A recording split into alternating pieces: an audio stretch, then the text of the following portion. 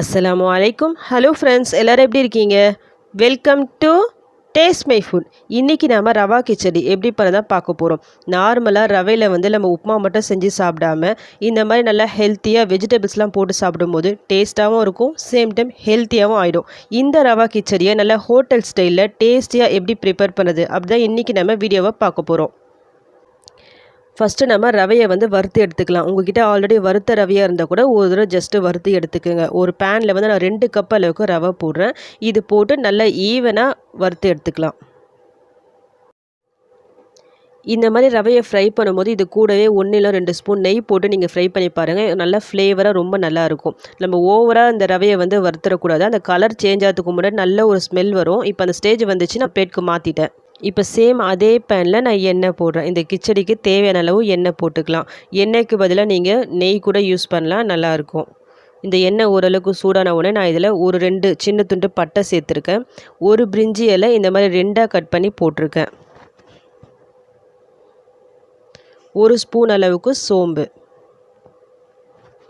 Next நான் வெங்காயம் தக்காளி எல்லாம் கட் பண்ணி வச்சுருக்கேன். ஒரு 2 வெங்காயம் கட் பண்ணி வச்சுருக்கேன். 4 பச்சை மிளகாய் இந்த மாதிரி நீட்டாக கீறி எடுத்து வச்சுருக்கேன். ஒரு தக்காளி, கொஞ்சமாக பட்டாணி, கொஞ்சம் பீன்ஸு, கொஞ்சம் கேரட் இந்த மாதிரி கட் பண்ணி எடுத்து வச்சுருக்கேன். ஃபஸ்ட் நம்ம வெங்காயத்தையும் பச்சை மிளகாயும் இதில் போட்டுடலாம். இது போட்டு நல்லா ஃப்ரை பண்ணிக்கலாம். பச்சை மிளகாய் சின்னதாக போடுறத விட இந்த மாதிரி நீட்டாக போடும்போது உங்களுக்கு வாயில் அந்த கிச்சடி சாப்பிடும்போது கடிப்படாமல் இருக்கும். கூடவே கருவேப்பிலையை கொஞ்சம் போட்டுக்கலாம். கிச்சடி தாளிக்கும் போது நெய், முந்திரி பருப்புலாம் போட்டு நம்ம செய்யும் போது இன்னும் நல்லா டேஸ்ட்டாக ஃப்ளேவர்ஃபுல்லாக இருக்கும். பட் நான் இன்றைக்கி எதுவுமே சேர்க்கல, கொஞ்சம் சிம்பிளாக தான் பண்ணுறேன். இப்போ இந்த வெங்காயம் நல்லா ஃப்ரை ஆகிடுச்சு. இந்த ஸ்டேஜில் ஒரு 1½ ஸ்பூன் அளவுக்கு இஞ்சி பூண்டு பேஸ்ட் ஆட் பண்ணிக்கலாம். அதையும் போட்டு ஃப்ரை பண்ணிக்கலாம். இப்போ இந்த இஞ்சி பூண்டோட பச்சை வாசனை எல்லாம் போயிட்ட பிறகு தக்காளி சேர்த்துக்கலாம். ஒரு தக்காளி கட் பண்ணி வச்சுருக்கேன்ல, அதையும் சேர்த்துருக்கேன் நான். அதுவும் நல்லா வதங்கட்டும். இப்போ இது எல்லாம் நல்லா வதங்கிடுச்சு. இந்த ஸ்டேஜில் நான் ஒரு 1/2 ஸ்பூன் அளவுக்கு மஞ்சள்தூள் சேர்க்குறேன். கலருக்காக நான் சேர்க்குறேன். இது போட்டு நல்லா ஒரு மிக்ஸ் கொடுத்து விட்டுட்டு இப்போ நம்ம வச்சுருக்கோம் பார்த்தீங்களா வெஜிடபிள்ஸ், அது எல்லாத்தையும் சேர்த்துக்கலாம். தேவையான அளவு சால்ட்டும் போட்டு இந்த வெஜிடபிள்ஸ் கொஞ்சம் குக் ஆகட்டும், நல்லா வேகட்டும். அது வரைக்கும் நம்ம வெயிட் பண்ணலாம்.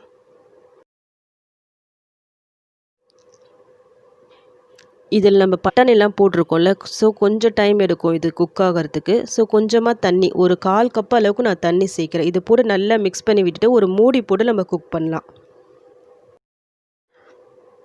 நடுவில் கொஞ்சம் ஓப்பன் பண்ணி செக் பண்ணி பார்த்துக்குங்க, தண்ணிலாம் கரெக்டாக இருக்கா, வெஜிடபிள் குக் ஆகிடுச்சா சொல்லிட்டு. இப்போ நான் ஓப்பன் பண்ணி பார்க்குறேன், இந்த வெஜிடபிள்ஸ்லாம் நல்லா குக் ஆகி வந்திருக்கு. இப்போ இந்த ஸ்டேஜில் தண்ணி சேர்த்துக்கலாம். 1 கப் ரவைனா 2½ கப் அளவுக்கு தண்ணி சேருங்க, கரெக்டாக இருக்கும். நான் 2 கப் அளவுக்கு ரவை சேர்த்துருக்கேன். ஸோ 5 கப் தண்ணி நான் சேர்க்குறேன். இது எல்லாத்தையும் போட்டு இதுக்கு தேவையான அளவு சால்ட்டும் போட்டு இது கொஞ்சம் நல்லா பாயில் ஆகட்டும், அது வரைக்கும் வெயிட் பண்ணலாம். இப்போ இது எல்லாம் நல்லா கொதிக்குது. இப்போ இந்த ஸ்டேஜில் சிம்மில் வச்சுக்கிங்க. ஃப்ளேம் லோ ஃப்ளேமில் வச்சு நம்ம ரவையை ஆட் பண்ணிக்கலாம். ஹை ஃப்ளேமில் வச்சா உடனே ஃபுல்லாக இழுத்துக்கும். ஸோ லோ ஃப்ளேமில் வச்சுக்கிங்க. ரவையை ஆட் பண்ணும்போது கொஞ்சம் கொஞ்சமாக ஆட் பண்ணிக்கிங்க. மொத்தமாக சேர்த்தா கட்டி கட்டியாக ஃபார்ம் ஆகிடும். ஸோ கொஞ்சம் கொஞ்சமாக சேர்த்து நல்லா எந்த லம்ஸும் இல்லாமல் நல்லா மிக்ஸ் பண்ணி விட்டுக்குங்க.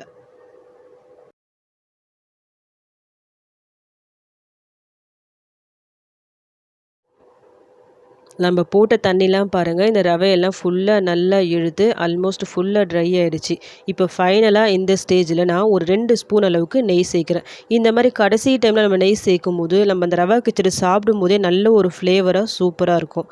ஸோ கடைசியாக கொஞ்சம் நெய் ஆட் பண்ணிக்கிங்க. போட்டு நல்லா மிக்ஸ் பண்ணி விட்டுக்குங்க.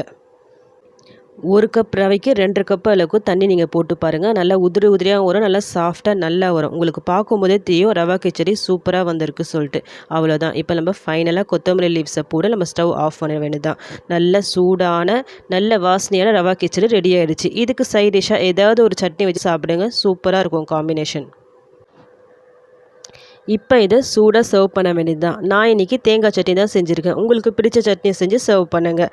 ரவா கிச்சடியே பிடிக்காதவங்க கூட ரொம்ப லைக் பண்ணி சாப்பிடுவாங்க. இது அந்த அளவுக்கு ரொம்ப சூப்பரான டேஸ்ட்டில் இது இருக்கும். சேம் டைம் இதில் நம்ம நிறைய வெஜிடபிள்ஸ்லாம் சேர்த்துருக்கோம். ஒரு ஹெல்த்தியான ஒரு ரெசிபியாகவும் ஆயிடுச்சு. ஸோ இதை நீங்களும் செஞ்சு சாப்பிடுங்க. உங்கள் பசங்களுக்கும் தாராளமாக செஞ்சு கொடுங்க. ஒரு தடவை ட்ரை பண்ணி பார்த்துட்டு எப்படி வந்துச்சுன்னு எனக்கு கமெண்ட்ஸும் பண்ணுங்கள். இந்த வீடியோ உங்களுக்கு பிடிச்சிருந்தா ப்ளீஸ் லைக் பண்ணுங்கள், ஷேர் பண்ணுங்கள், கமெண்ட் பண்ணுங்கள். மறக்காமல் டேஸ்ட் மை ஃபுட்டை சப்ஸ்கிரைப் பண்ணுங்கள்.